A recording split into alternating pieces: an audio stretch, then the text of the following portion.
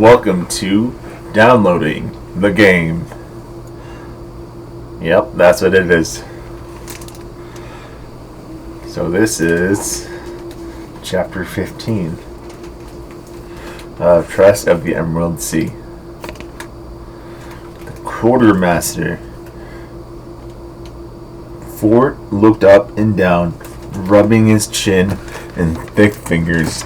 Finally, he tapped the back of his board, and words appeared for her. "You have a name?" "Tress, sir." "And are you truly a royal inspector?" Tresswell, "No. The coat doesn't belong to me. I stole it." You're a pirate now," Fort wrote. "What you steal is what belongs to you." "I'm not a pirate," she said. "You are so long as you want to keep breathing," Fort wrote. "Don't tell anyone you don't intend to join us. That sort of talk gets a person tossed overboard." Tress nodded. "Thank you, sir." "Don't call me sir. I left that title behind a long time ago. My name is Fort. Anyone feed you yet?" In response, her stomach growled. She shook her head. Fort leaned below his counter, then came up with the plate. The thin ceramic edge held between the first two fingers of his hand. Earlier, she thought he would lack dexterity due to his fingers, which looked like they'd been broken in several places, then allowed to heal without splints. Yet he managed quite well. Some actions took more effort, and his hands did tremble, but he was obviously capable, even if he had to do things differently from other people. After placing the plate before her, he pulled out a pot, scraped it at the bottom, and slopped some crusty hash browns onto the plate. He followed that with some watery eggs. Leftovers from breakfast, Tress thought. The dregs the others didn't eat. She waited with difficulty before eating anything. He watched her, then dropped a fork onto the plate. She took this as permission to dig in. It was awful. The overcooked hash browns had a consistency of beetle shells, complementing the eggs, which are reminiscent of what might have been found inside these beetle shells. You didn't have to be a master cook to tell this food was awful, but to someone like Tress, it was worse. Feeding her cold and crusty leftovers, bits that hadn't gotten any spices on them, was like locking a master pianist in a room by themselves, then piping in off-tune kazoo renditions of great masterpieces. Tress didn't complain.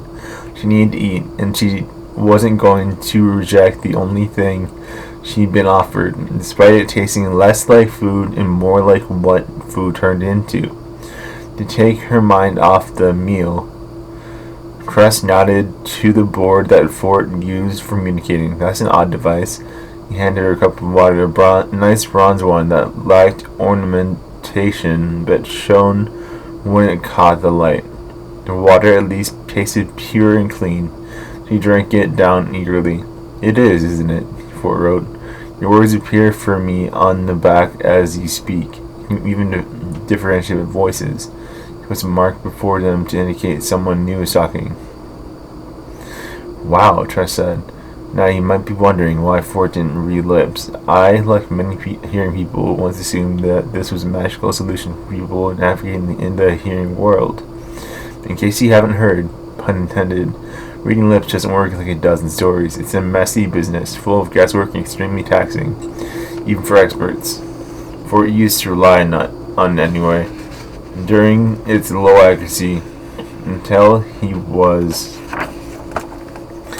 able to find his way to this device. It had many functions, including some he didn't know yet. For example, the words would appear larger if he wrote fewer of them, taking up all the space on the board. But when he wrote larger messages, the words would shrink to fit more. It's wonderful, Ford said. I got it from a wizard a few years ago. A wizard? Tress said. From beyond the stars, Ford said. A very strange fellow. He used to translate words to our language. Tried hard to get it. It seemed to surprise him when he realized how much it would help. It's hard for me to write the usual way for hearing people since I can't make some of the shapes. A wizard from the stars wasn't me, by the way. I've always wondered who trained the device to Fort. That's Nalthian tech, with awakened predictive connection circuits.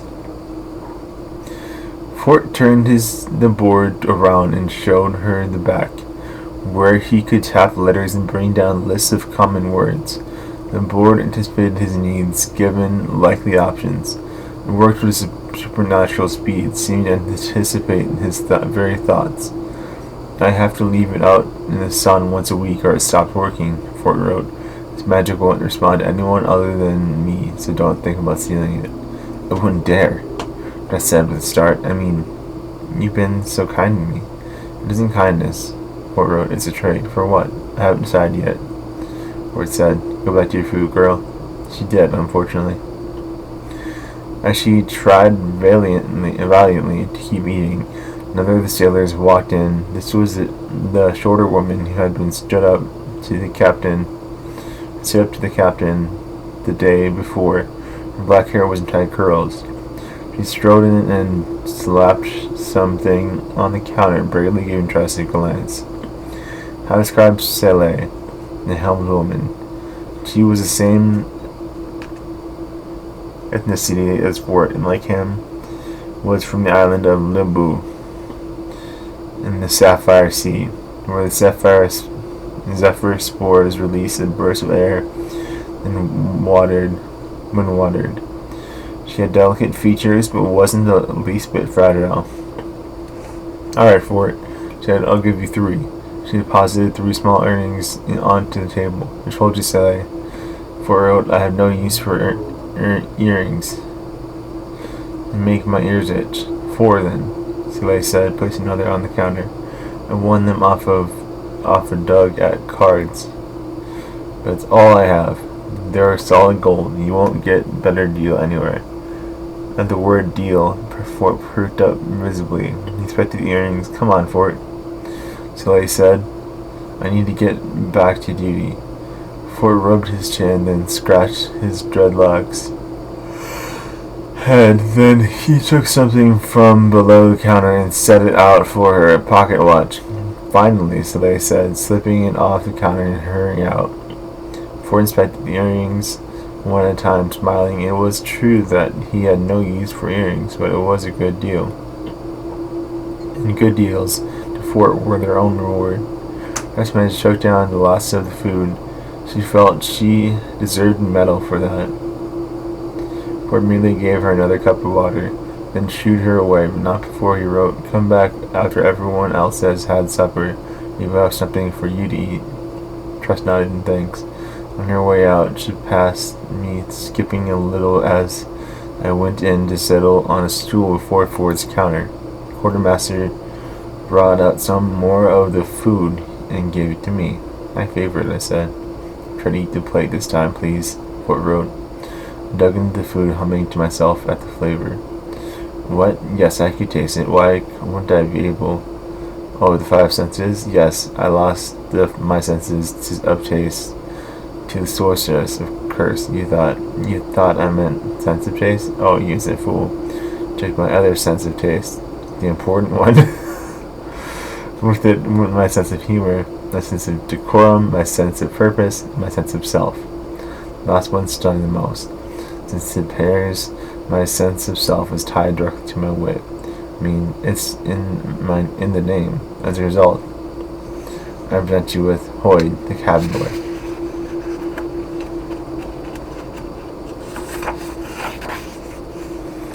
Anyway, that rounds out the people you need to remember for now. Captain Crow, First Officer, and Cannon Master Laggert, for the Quartermaster, and the Carpenter, and Soleil, the helmswoman. Everyone else was a dog, I think.